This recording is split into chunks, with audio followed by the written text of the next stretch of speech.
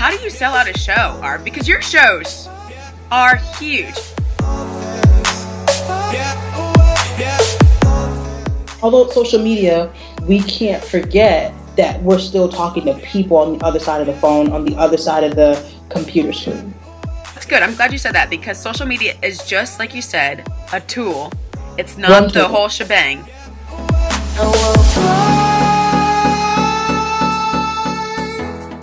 Hey, what's up? It's Gabriella Martay here at Helps Too. You're watching Couch Conversations. This episode, I'm Skyping with Arva Byron, who is heavily involved with the entertainment and music industry in Boston. Arva is part of a team called Church Boy Entertainment, and they sell out shows and manage artists in the Boston area. They do one heck of a job at it. So make sure you not only watch this video, but if you want to see the start of the other videos and a little bit more information about who Arva is, make sure you click the link in the description as well. All right, you guys, enjoy.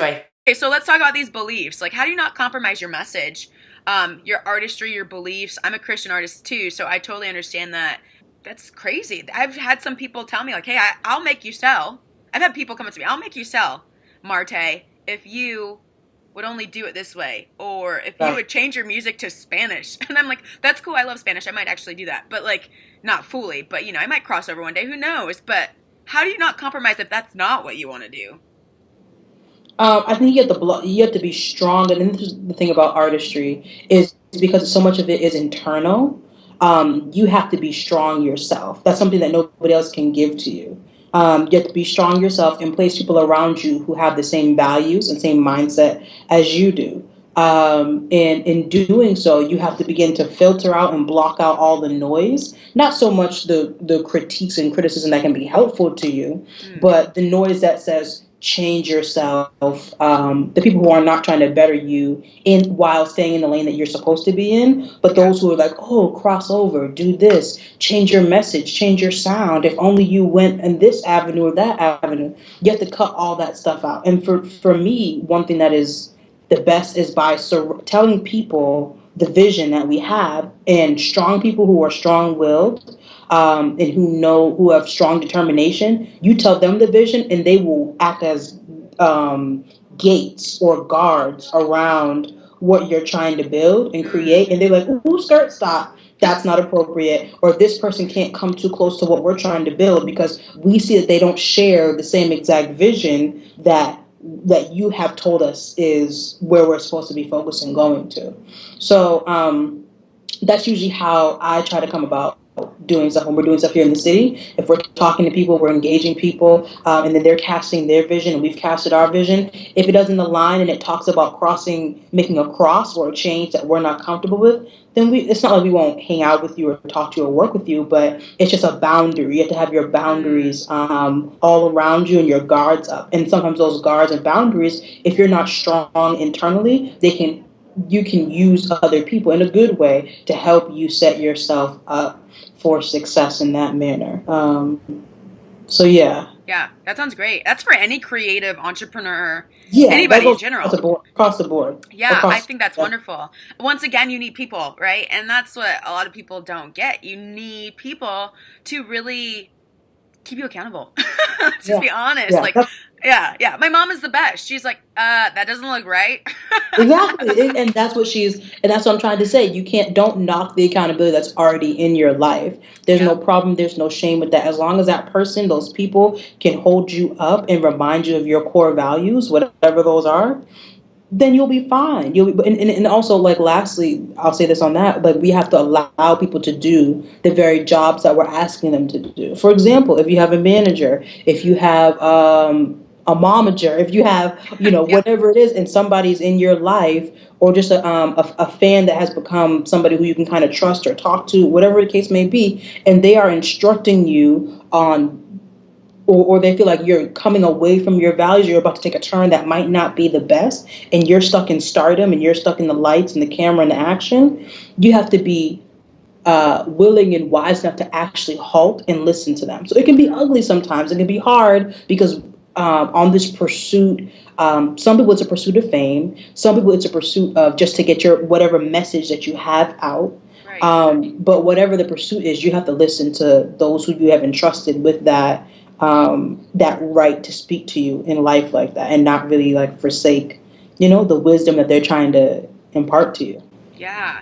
And I think motivation's a huge factor in that whole just this whole subject because, if your motivation is to do music or creative endeavors to get famous, fame is very relative. And to me, I think of the Tom and Jerry cartoon where, like, Tom was always trying to kill Jerry and, like, the Yes. opposite, and Tom would put, like, a stake on, like, a hook and, like, get Jerry, or the opposite. I don't know. I don't remember the cartoon that well. But they'd put, like, a stake out there on a hook, and then every time the other one would get close to it, kind of pull it back a little bit. And then, so fame is definitely one of those fleeting things. Like, one day you think you're very popular, and the next day you don't. And it could just be because you didn't get enough likes on Instagram, like, and so what are you chasing? Here one day and gone the next. Yeah, it's very here one day and gone the next, all the time with fame. And that's why you have to be someone who's not committed to fame or fortune, but somebody who's committed to a message. Yeah. Like if you're just here to sell sex or something, that's not really a message that needs to, or that's new, or that's different, or that's exciting or innovative. Like if you don't have an actual concrete message of or feel like you are a messenger, like I have a story to tell, and this person over here I know needs to hear it because it's going to positively impact their life, then I would just tell you to halt right now. Yeah, I agree. Some people will say, well, I just do it because I love it. Well, that's really cool. Actually, that's awesome. But there's going to be days where you're not feeling it, No, and then what do you, right. You're stuck in a thing that you don't want to be doing. And so, I agree with the message thing. You have to get a message, and it could be anything. Like, my message has to do with God, right? Like, I love the Lord, and I really believe that people should encounter his love. Now, another person, they might not believe in God, but I've seen people that are really passionate about domestic violence, because they've been abused before, and they're like, I need to help other people that have been in those situations. Other people that are like, I just love kids, and I want them to live better lives. Cool, man. Like, go do what you do to help those people and be active in that. And so even when you have a bad day, you're not feeling it, you're like, but I have a reason that I'm here. I need to keep it going, Yes, So, yeah, that's cool. Yes, exactly. All right, Arv, what's your pet peeve when it comes to seeing marketing by creatives, by an artist of sorts? Oh, gosh. Ooh. Got me nervous. What? I know. What is my pet peeve? My pet peeve is the Facebook messenger system. Okay. You should never, ever, ever just roll up on into somebody's Facebook Messenger and send them your music. That's out of pocket, it's out of line, it's unprofessional, and it's a cheap shot. Agreed. I get what people are trying to do, but here's the thing, it's not always the worst thing in the world. But going back to interpersonal skills, if you and I have a relationship, even if you inbox, every so often, hey Arva, how you doing? I'm like, hey Sam, I'm doing real well. How are you? How's the family? And then we develop a connection. Then when you come say, oh, you know what, Arva, I have some new music out, and I really want you to see what I'm putting out here. Check it. Let me know what you think about it. Sam is gonna win me over because Sam and I already have some sort of a history with one another. When people just kind of friend you on Facebook and they say, hey, yo, shorty, like, I just want you to repeat my song. Yep. No. Bad. Worst thing in the world.